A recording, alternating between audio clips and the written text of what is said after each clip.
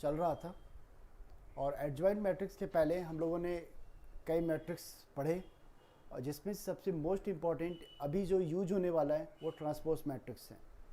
तो transpose matrix आपको याद है कि ट्रांसपोज जो मैट्रिक्स होता है वो interchanging of row and column होता है, interchanging of row and column होता है। क्लियर है? तो नाउ चलिए स्टार्ट करते हैं। This is the adjoint matrix. Adjoint matrix, सबसे बड़ी बात क्या है कि एडजॉइंट मैट्रिक्स में हम लोग को हमेशा क्या स्क्वायर मैट्रिक्स ही चाहिए। स्क्वायर मैट्रिक्स तभी होगा जब डिटर्मिनेंट्स होगा। तो एडजॉइंट मैट्रिक्स में याद रखना है कि हमको पहले तो को फैक्टर निकालना पड़ेगा, और को फैक्टर कहाँ हमने पढ़ा है? डिटर्मिनेंट्स पे पढ़ा है। तो always determinants is the square matrix, right है ना? तो इसमें इतनी टेंशन की बात नहीं है कि ये स्क्वायर मैट्रिक्स होगा नहीं होगा क्या होगा, कोई ऑर्डर का चक्कर नहीं है। सिर्फ डिटर्मिनेंट्स आपको निकालना है और डिटर्मिनेंट्स कैसा होगा? स्क्वायर मैट्रिक्स में ही निकलता है। तो हम लोग आगे चलते हैं। This is the adjoint matrix. और नाउ लेट मान लेते हैं A be a square matrix and let C be a cofactor of A कोई मैट्रिक्स गिवन है लाइक डेट। मान लो कि ए जो है कोई मैट्रिक्स गिवन है। क्या गिवन है? ए 1 1 1 2 1 3 2 1 2 2 2 3 एंड आल्सो 3 1 3 2 एंड क्या 3 3। This is the matrix are given और हमें इसका क्या निकालना है? एडजॉइंट मैट्रिक्स निकालना है, ध्यान में रखना है। तो फर्स्ट ऑफ ऑल इनका क्या निकालेंगे? हम कोफैक्टर निकालेंगे। Now then find cofactor. तो कोफैक्टर निकालने के लिए क्या करना पड़ेगा? हमने मान लिया कि इनका कोफैक्टर आपको याद होगा, तो सपोज किया कि ये कोफैक्टर का कंडीशन आ गया C21 C22 C23 एंड क्या 31 32 एंड क्या 33। This is the cofactor. Adjoint matrix निकालने के लिए कोफैक्टर काफ़ी इंपॉर्टेंट है और गलत होने के चांसेस इसी जगह आते हैं। ए का हमें एडजॉइंट निकालना है तो क्या करेंगे? Transpose of cofactor. Transpose of cofactor का मतलब क्या हो गया? C dash, you know C dash. और सी डैश का मतलब this is row to column, column to row, transpose matrix. तो क्या बन जाएगा यहाँ पर? C11 C12 C13 21 22 23 31 32 एंड क्या 33। Okay, this is the adjoint of A. अब यहाँ पे देखो सबसे मोस्ट इंपॉर्टेंट बात क्या है कि हमें कोफैक्टर निकालना है, और कोफैक्टर निकालने के लिए थोड़ा सा बैक में हमको जाना पड़ेगा। याद है ना कैसे कोफैक्टर निकालते थे? चलो समझ लेते हैं एक बार। मान लो कि कोई ए मैट्रिक्स है और ये कंडीशन है A1 B1 C1 A2 B2 C2 और A3 B3 C3। हमें लाइक डेट कोफैक्टर निकालना है, कोफैक्टर ऑफ A1 ऐसे लिख लिया। सपोज करो ये आ गया, तो साइन आपको याद होना चाहिए। तो पहला स्टार्टिंग साइन क्या होता है? Plus minus plus minus plus minus plus minus plus. तो यहाँ पे साइन क्या? पॉजिटिव। साइन का यूज करेंगे, नंबर्स का यूज नहीं करेंगे, ध्यान में रखना है। नाउ जिस नंबर को लिया उसका रो और उसका कॉलम डिलीट कर देंगे तो क्या हो जाएगा? B2 C2 B3 C3, इनको मल्टीपल करा दो तो B2 C3 minus B3 C2। This is the answer. ये किसका आया? Cofactor of A1। इसी तरीके से कुछ हम लोग पोर्शन निकाल लेते हैं ताकि आपको इजी हो जाए। B1 का लाइक डेट निकालना है कोफैक्टर, तो B1 का कैसे निकालेंगे? देखो B1 के पास साइन क्या है? माइनस है। तो this is the column deleting, this also row deleting. तो क्या बन जाएगा? A2 C2 A3 C3। अभी हमको इसको डायरेक्ट यूज करेंगे, है ना? अभी तो मैं एक्सप्लेन कर दे रहा हूँ, लेकिन इसको हम लोग क्वेश्चंस में इतना एक्सप्लेनेशन नहीं करेंगे, डायरेक्ट इसका कोफैक्टर निकालेंगे, ठीक है? दिस सिमिलरली आगे कंटिन्यू रहेगा।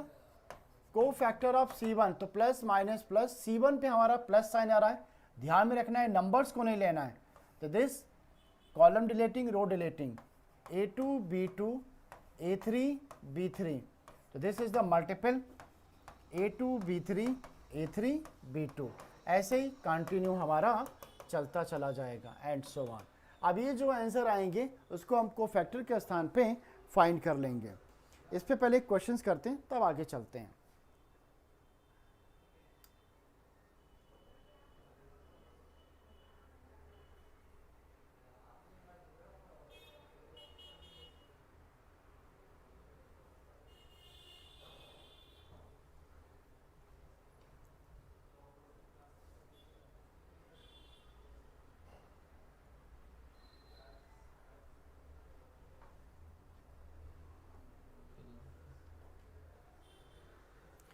दीपक दिनेश एसी चलाओ ना यार।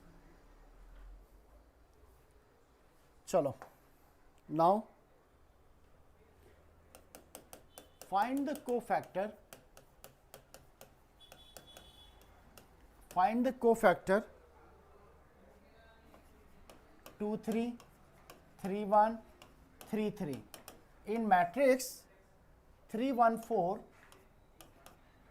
0 2 -1 1 -3 5 ऐसा दिया हुआ है। अब आपको ये समझना पड़ेगा कि ये कंडीशन कहाँ कहाँ वेरीफाई करता है। 2 3 3 1 ये है, ये 3 1 और क्या 3 3, ठीक है ना। तो अगर भूल गए तो आप ऐसा कंटिन्यू आपको लिखने आना चाहिए, A1 1 1 2 1 3। रो वाला चेंज नहीं कर रहे हैं, देखो कॉलम चेंज होगा, रो तो वही रहेगा। चूंकि पहला रो लिख रहे हैं तो आपको मालूम है कि this is the row and this column, तो रो चेंज नहीं होगा, कॉलम को चेंज कर रहे हैं 1 2 3। इसी तरीके से 2 1 2 1 2 2 और 2 3 3 1 3 2 और क्या आ गया 3 3। अब हमें फाइंड क्या क्या करना है ये भी देख लेते हैं। 2 3 यहाँ पे देख लो, चेक कर लो कहाँ है। एक ये वाला पॉइंट निकालना है, 3 1 एक ये निकालना है और क्या 3 3 ये निकालना है। साइन कन्वेंशन याद होना चाहिए, plus minus plus minus plus minus plus minus plus. अगर आपको डिटर्मिनेंट्स अगर कोफैक्टर याद होगा तो मैंने एक फॉर्मूला भी लिखा था I प्लस जे और क्या MIJ, तो साइन आप यहाँ से भी पकड़ सकते हो कि यहाँ पे कौन सी साइन आएगी, ठीक है। तो इसको यूज कर लेते हैं। कैसे यूज होगा देखो ध्यान से। हमें पहले क्या निकालना है 2 3, तो 2 3 कहाँ पर आ रहा है, दिस ये वाली पॉइंट 2 3 की है, तो 2 3 डायरेक्ट निकाल लेते हैं। नाउ कोफैक्टर ऑफ, इसी से ये सारी चीज़ें डिटर्मिनेंट्स में पहले बता दी जाती हैं ताकि मैट्रिक्स में ऐसी कोई प्रॉब्लम नहीं आए। लेकिन फिर भी कोफैक्टर ऑफ A2 3 निकालना है तो -1 का रो और कॉलम डिलीट कर देंगे, तो this also deleting, this also deleting, तो ये क्या बन जाएगा देखो भाई 3 1 1 -3। आई होप क्लियर होगा। तो ये लाइनिंग कैंसिल, ये लाइनिंग कैंसिल, 3 1 1 -3 ये आ जाएगा। अब बात आती है साइन की। साइन यहाँ पर क्या है आप देखो ध्यान से, देखो यहाँ पर साइन माइनस है, ठीक है ना, यहाँ पे साइन माइनस। अगर फिर भी भूल गए तो ये वाला फॉर्मूला याद रखना, -1 की पावर I प्लस जे, तो 2 प्लस 3, इनको सॉल्व कर लो, -1 की पावर 5 हो जाएगा, है ना, और ये -9 आएगा, ये -1, तो this is the minus into -10, this is 10। This is the cofactor of A2 3 की वैल्यू कितनी आ गई 10 आ गई। इसी तरीके से और भी आप कंसीडर कर सकते हो। क्या निकालना है कोफैक्टर ऑफ 3 1, तो -1 की पावर 3 प्लस 1 डायरेक्ट लिख दो, -1 की पावर 3 प्लस 1। नहीं तो एक बात हमेशा याद रखना, अगर इन दोनों को ऐड करने पर ऑड आता है तो बाहर नेगेटिव आ जाएगा, अगर इन दोनों को ऐड करने पर इवन आता है तो पॉजिटिव आ जाएगा। देख लेना -1 की पावर 4 आ रहा है। अब ये 3 1 कहाँ पर आ रहा है, यहाँ पर आ रहा है, तो ये पोर्शन कैंसिल, ये पोर्शन कैंसिल, इनके सब मैट्रिक्स पहले लिख डालो। तो ये तो ऑलरेडी पॉजिटिव हो गए, इनको सॉल्व कर लो, -1 -8, दिस इज -9, ये आंसर आ रहा है इनके -9, है नहीं जी। इसी तरीके से कोफैक्टर ऑफ, अब किसकी बात करनी है 3 3 की, तो कोफैक्टर ऑफ 3 3, -1 की पावर 3 प्लस 1 3, देखो यहाँ पे फिर से इवन नंबर आ रहा है, 3 3 deleting the element for row and columns, तो 3 1 0 2 दिस, तो -1 की power 6, this is the positive number आ गए, ये 6 हुआ, ये 0 हो गया और ये आंसर कितना हो गया 6 हो गया। तो this is the basic cofactor, ये सारी चीज़ें डिटर्मिनेंट्स में हुई हैं।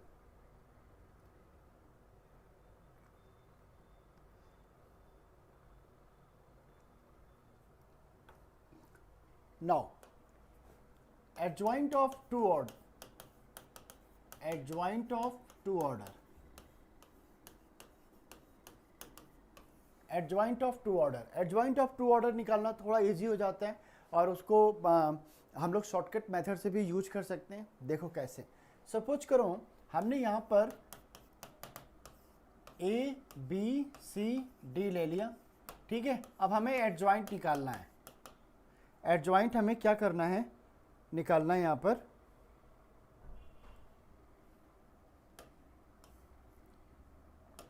Adjoint of A.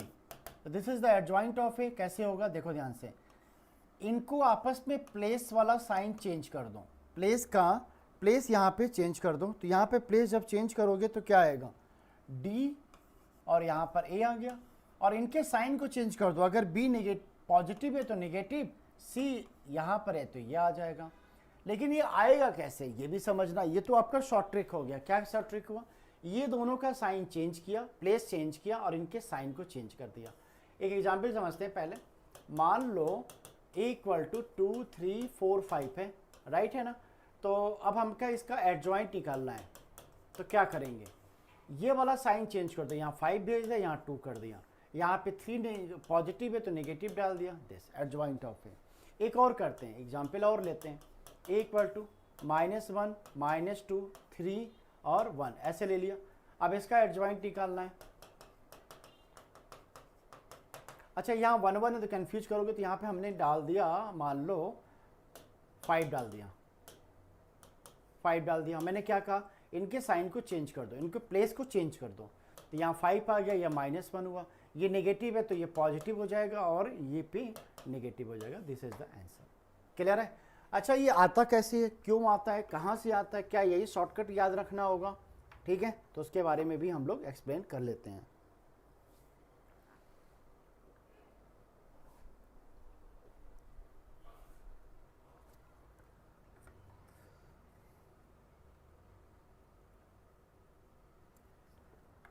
नाउ एक यहाँ पे पॉइंट लिख लेते हैं पहले, ताकि नोट्स भी आपका बनता रहे। This is the adjoint of square matrix of order 2 is obtained by the interchanging the diagonals, interchanging of the diagonals elements and changing sign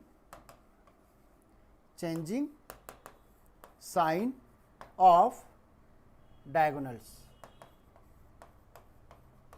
elements। Clear है। यहाँ पर है तो इनको आपस में इंटरचेंज किया और इनके साइन को चेंज कर दिया। अभी आते कहाँ से, इसको समझ लेते हैं ना। मान लो प्रूफ देख लो भाई, मान लो ए की वैल्यू ये हमें दी हुई है A B C D। तो फर्स्ट ऑफ ऑल इनका कोफैक्टर फाइंड करो, C इनका निकालो। C निकालने का तरीका क्या है बताओ, कैसे निकालते हैं, plus minus plus minus plus, है ना, ये साइन है। तो ए को पकड़ते हैं, ए को, तो ये कैंसिल ये कैंसिल, देखो डी आ गया। बी को पकड़ते हैं, बी कैंसिल ये कैंसिल, माइनस है तो माइनस सी आ गया। सी को लिया ये कैंसिल, माइनस है तो माइनस बी आया। डी को लिया ये कैंसिल तो ए आ गया। अब आप देख लो, दिस इज द, अब एडजॉइंट निकालना है। तो एडजॉइंट के लिए आपको पता है क्या करना पड़ता है, सी डैश का मतलब क्या हुआ, ट्रांसपोज ऑफ सी। तो this is the transpose of C, तो डी माइनस सी हो जाएगा, माइनस बी हुआ और ए हो जाएगा, है ना। Interchanging of row and column, interchanging of row to column and vice versa, ठीक है, इज नोन एज ट्रांसपोज। देखिए आपको सारे मैट्रिक्स आपको ना याद होने चाहिए, तभी काम बनेंगे, अदरवाइज फिर क्या होगा, आगे आगे आप बढ़ते जाएंगे, पीछे का बोलते जाएंगे, वो कॉन्सेप्ट ही नहीं बन पाएगा, मतलब कॉन्फिडेंस नहीं आ पाएगा। इसलिए जब तक मैट्रिक्स से चैप्टर्स चल रहे हैं ना, तब तक उनको एक बार रिवीजन क्लास आने से पहले आप जरूरी है। चलो ये तो रही बात डबल ऑर्डर की, अब हम लोग ट्रिपल ऑर्डर का डायरेक्ट निकाल लेते हैं। Find the adjoint of the matrix equal to something कुछ दिया हुआ है 1 2 3 1 2 3 0 5 0 और ये 2 4 3 2 4 3 1 2 3 0 5 0 2 4 3 ऐसा कंडीशन है। और हमें क्या निकालना होगा, पहले इनके एलिमेंट्स कोफैक्टर। तो आपको मालूम है कोफैक्टर किसके निकलते हैं, डिटर्मिनेंट्स के निकलते हैं, इतना ध्यान में रखना। If C is cofactor of determinants of A, कैसे रीड करेंगे दिस, तो सी को लिख लेते हैं, see what will be C, तो C11 C12 C13 21 22 23 31 32 33 ऐसे। भाई एक काम करना पड़ेगा, हमें सारे के सारे एलिमेंट्स आपको निकालने पड़ेंगे, तभी काम बनेंगे, अदरवाइज फिर दिक्कत आएगी, ठीक है।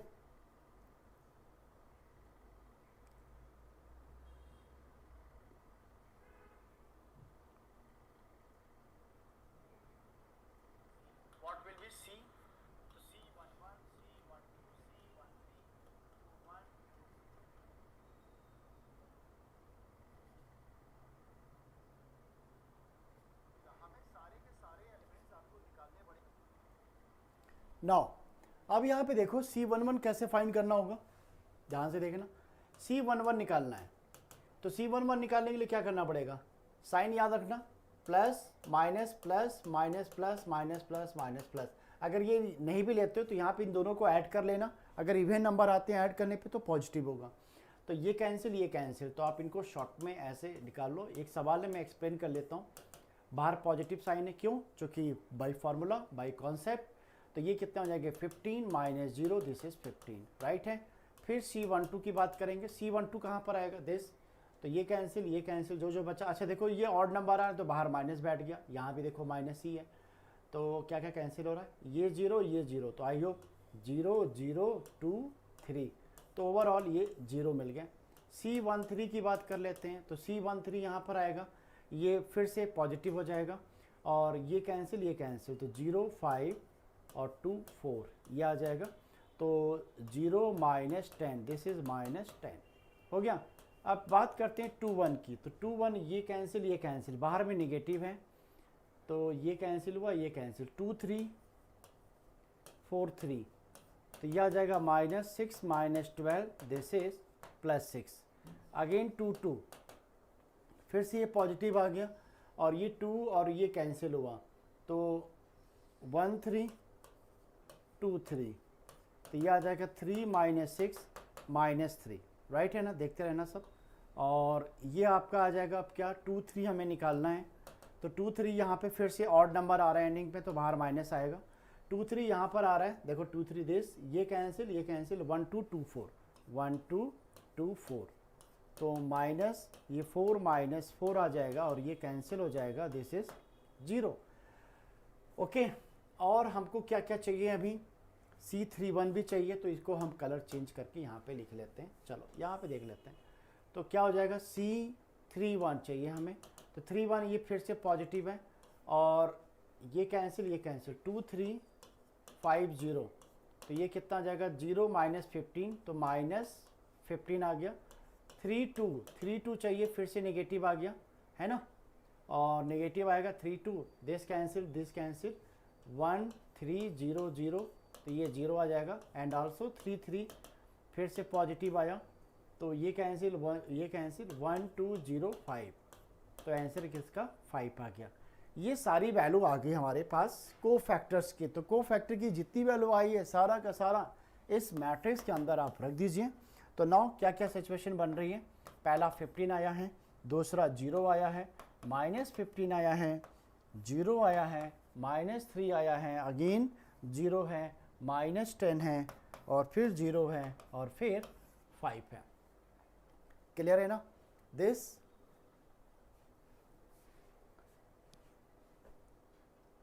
Three one okay.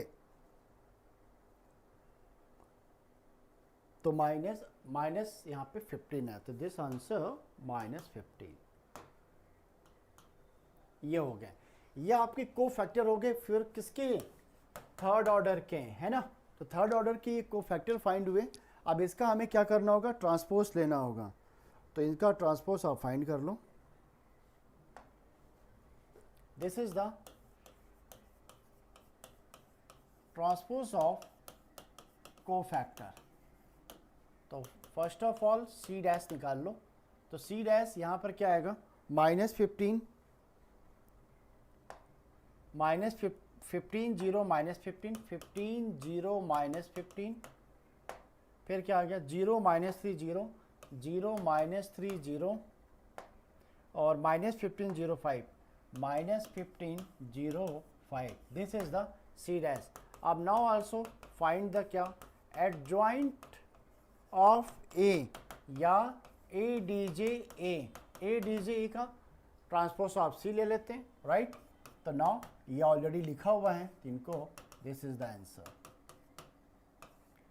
देखिए ट्रांसपोज एडजॉइंट निकालने के लिए ये इतनी फॉर्मेलिटी करनी पड़ेगी, ठीक है ना? अब इनकी जो प्रॉपर्टीज है उससे आप बहुत कुछ बचाव कर सकते हैं निकालने के लिए, क्योंकि इन्वर्स फिर आपको आएगा जो बोर्ड्स में बहुत इंपॉर्टेंट है, इन्वर्स मैट्रिक्स, है ना? Inverse matrix. तो ये आपको फाइंड आउट करना है क्या, ए इन्वर्स। और ए इन्वर्स का फॉर्मूला आपको पता है, ये होता है एडजॉइंट ऑफ ADJ लिख लेते हैं, ADJ A upon determinants of A. लेकिन यहाँ पे तो आप बच जाएंगे, बट यहाँ पे आपको फाइंड करना ही पड़ेगा। और मैक्सिमम स्टूडेंट्स से गलती जो होती है ना, वो कोफैक्टर में ही गलती होती है। बाकी सबकी आप प्लस माइनस का वो कंफ्यूज कर गए और वहाँ पर उन्होंने गलत कर दिया। तो एक बार फाइनली निकालने के बाद भी एक बार चेक जरूर कर लेना, ठीक है? विद इन 30 सेकेंड का कोफैक्टर निकालने में लगेगा, कितना भी आप देर करोगे। कंसंट्रेशन ब्रेक मत करना, वही आपका बचाव का तरीका है। This is the adjoint of A.